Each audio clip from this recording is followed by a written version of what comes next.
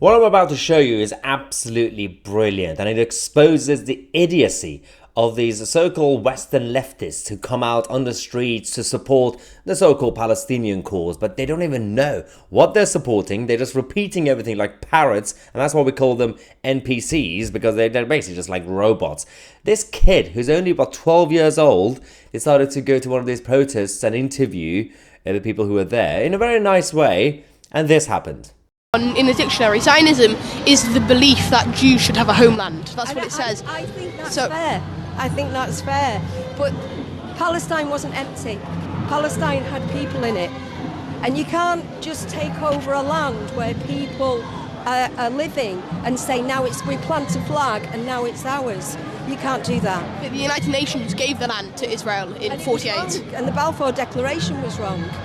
And I disagree that it's fair in any way, shape or form. And also it's an ethno-state. Israelis trying to create a state where there are only Jewish people. Where else in the world do you have that? But there are 2 million Israeli Arabs that have the same rights as Israeli Jews living in Israel. They have the same rights. Yeah. 2 million is 20% of the population are Arab Muslim. Right. Okay. Well, why are they trapping people in Gaza and the West Bank then? Because they feel like in Gaza it's a response to the Hamas October 7th attacks, and I think they feel like they need to dismantle Hamas. Hamas was set up by Israel. Hamas was set up by Israel. Who helped to set up Hamas? When? Sorry. Finance Hamas? I thought it was the Iranians that were financing Hamas. No, that's propaganda. Are you Jewish? No. It doesn't matter. No, I just wondered, but are you a Zionist? No, it doesn't matter. It does matter to me if you're a Zionist. Why does it matter? Because I want to know what your agenda is. Why do you need to know? I'm just here interviewing people. You don't need to know what... But I do want to know what your agenda is. You don't need to know, though. Well, I don't need to speak to you anymore then. Okay.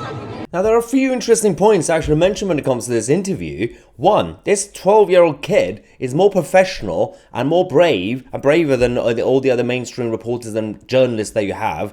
It actually asks the relevant questions, and also very politely, saying, well, I'm just asking questions. And he actually walked away as well, saying, fine, if you don't want to continue, we want to continue. But the fascinating part of it is the fact that, as I said, they just repeat the same things. They've been told certain key words without knowing what it actually means. Like, oh, they hear Balfour agreements. Yeah, we've heard that we've heard is a bad thing.